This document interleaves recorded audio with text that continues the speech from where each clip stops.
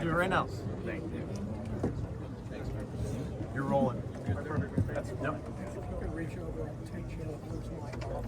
I'll do it. Great. I got 2 stacked right here. Never better. Hey guys.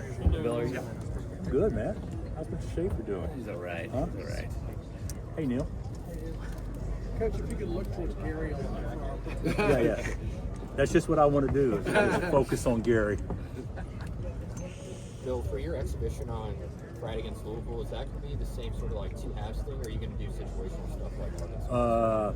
I think we're going to play it like a game. So at least that's how we're approaching it. Pat and I haven't discussed it to do it different. So, you know, if maybe we could talk about it today or tomorrow, but I'm going into it thinking it's going to be played like a game. So. Devonta and Peterson coming into this league, clear-cut 1-2, depending on who, like at 1-1, 1-2. Has it been a while since this league's had that kind of hype and that kind of talent come in, two freshmen like that? You know, I don't know that I can remember 2 in the same class. But I mean, hey, we did have a run where, you know, Durant's at Texas, Beasley at K-State, and Griffin at Oklahoma, back-to-back years. And so the league's had elite players that are potential high draft picks. There's no doubt about that. And then, of course, we had Wiggs and Joel, you know, that went 1 and 3. But I don't know that I can remember in a high school class that 2 players are coming into to this league in such a competitive high school class, because there's other good players out there besides these 2 that have the chance to you know, be a first-team All-American type guy. Coach, how does DP's talent stack up to the other NBA players, the other All-Americans you've coached here? Well, his talent is, you know, it's as good as any of them. His IQ, basketball-wise, his feel, I think stacks up with the best that we've ever had here, regardless of talent. You know, he's a terrific prospect, and he's also a terrific player. And sometimes it can be a little bit different because maybe the player hasn't caught up to the prospect yet. But yeah, he's in my opinion ready to have a big year. Is it too much pressure for him? I don't think so, because for him to go where he wants to go, he's going to deal with that on a daily basis anyway. So we're obviously excited about him, but he's well beyond his years. How does he take to coaching? How does he take to it? How does he take to coaching? Yeah. Oh, I think he wants to be coached. I think players still yearn for discipline. They want to be coached. They want to get better. They want to be told what makes them better. The great ones all want that, and he's certainly a guy that you know, he wants to be pushed each and every day, and he wants to be told what he can do better, not told what he already does good. Bill, how's he made the team around him better, just with the distribution or just putting them in places to score better? Well, I think that the one thing that's been very, very positive for us so far is he's approached this in a very mature way, where he's let his talent and his commitment do his talking for him. So he's got everyone's respect. And everybody knows, because they've seen enough, that when he's good, guess what? I'm better too, because they can play off of him. And when he's aggressive and playing like that, he'll make the game easier for others. But on the flip side of that, the others can make the game easier for him. And just an example, if people want to take the ball out of his hands and they trap him, well, there is an opportunity to play 4-on-3 behind that. So in many ways. And so guys understand that that's an opportunity for me. So, you know, getting the ball to him on time, on target, is probably something that they take more serious maybe than in the past, because they think that can lead to an immediate good result. So I think they fit together pretty well. Now, granted, you know, never played together over an extended period of time, but you know, by January, I would think this could be a team that could be chemistry could be pretty good. Coach, how different is this time period compared to the last couple of years? And obviously the number ones the past couple of years, but also just knowing what you had coming back. How much of a learning process is different than years past for you and for the guys? Well, I don't think we actually know what we have yet. So if that's, till the lights come on and you see, well, how does this freshman handle this pressure and this and that?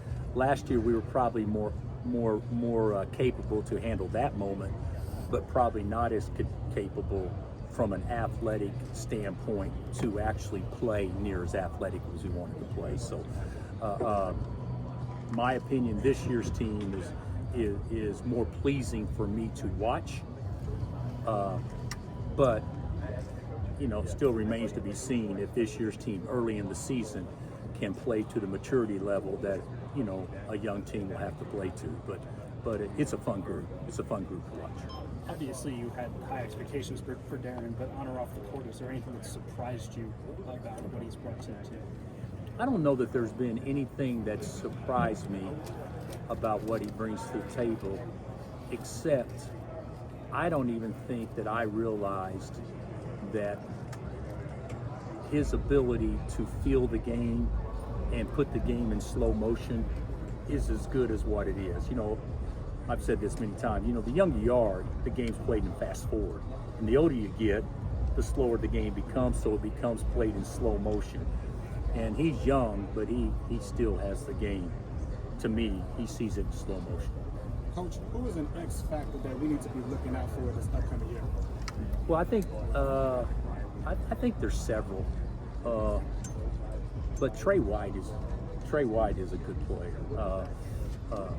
Bryson Tiller is a good player.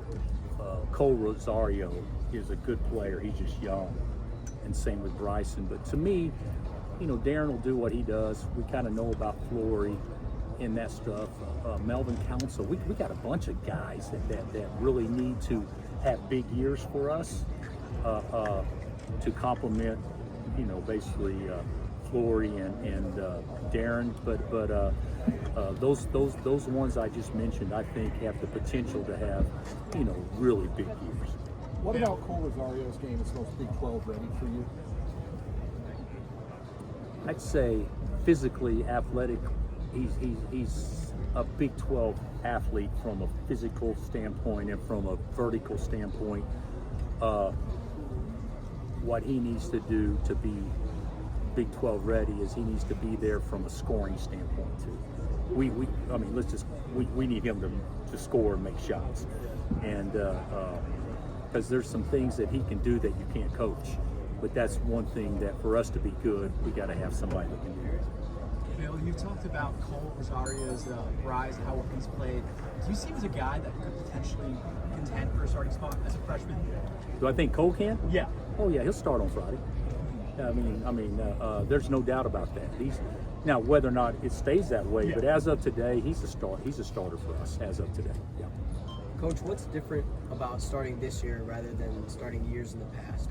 What's something different you found? I would say, depending if you're talking about last year or over time, I would say a difference this year would be the unknown. I don't really know what to expect yet.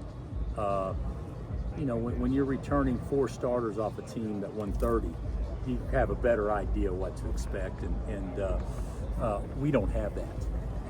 Everything's new to everybody. Even Flory has a different role. We returned one guy that played in the game last year, or scored a basket last year.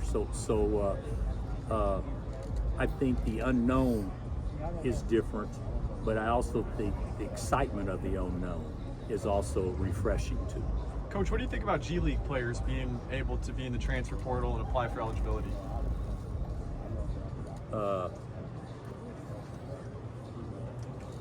I don't want to knock it from a standpoint that who knows, we may be recruiting one before it's all said and done. But I got to know the rule better because I didn't know it was just limited to G League. I thought a guy could get cut in the NBA and be eligible for college. My personal opinion is I have no idea what we're doing. What are we doing? So we're going to go recruit.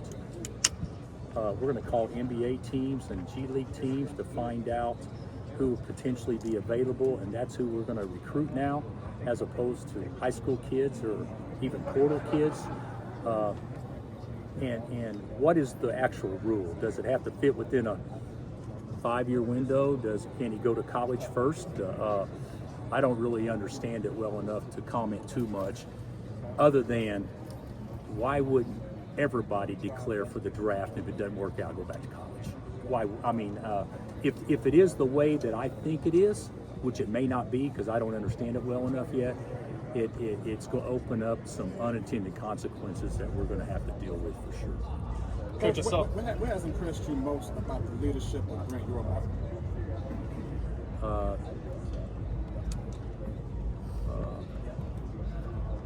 Aggressiveness, not sitting back and letting the status quo be the norm. Always trying to push the envelope. No matter where we're at, how do we get better? That's what I think, from my standpoint, that has impressed me most about our leadership at the league level. In that men's basketball has been really good, but the whole deal is, how do we get better? Coach, sorry. So that'd be my. Sorry. I saw a picture of you talking to the KU football team the other day, Sunflower Showdown week. What was said in that, and what do you think of the game this weekend? Considering I'm an expert in football, Yeah. I think it'll be a great game. I think it'll be highly competitive. I think there'll be a ton of energy. I think the place will be jacked. All those things, and I believe that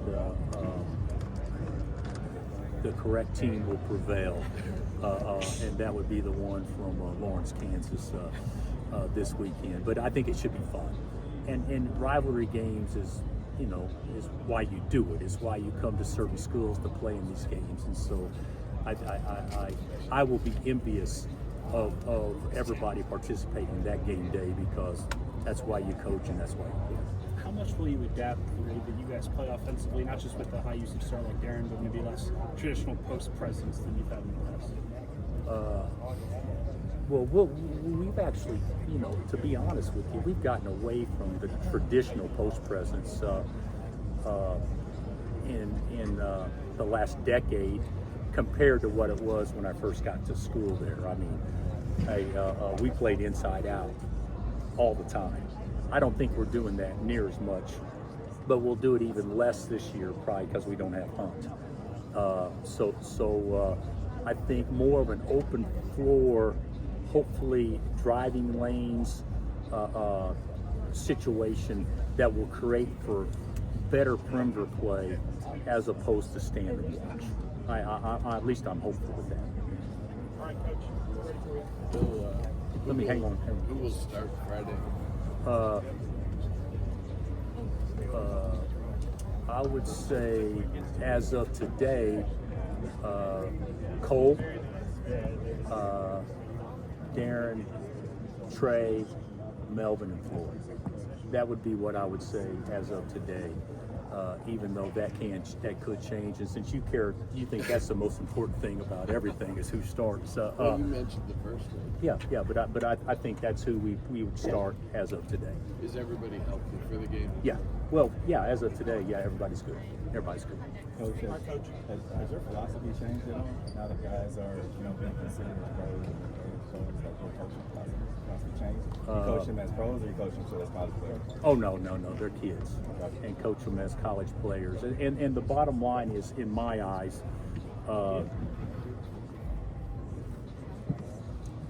coaches know what wins, especially for them. So how do you make what wins for you as relevant and as cool and as hip in today's time as what it was before? So to me, it's not about a change of philosophy. It's me about how do we figure this out where I can get the same thing accomplished that we always wanted to get accomplished. Just maybe tweaking how we do things a little bit, but philosophically, no change. All right, Coach. All right. Thanks, Okay, Coach. guys. Thank you. Thank you, Coach. Yeah, it's 210.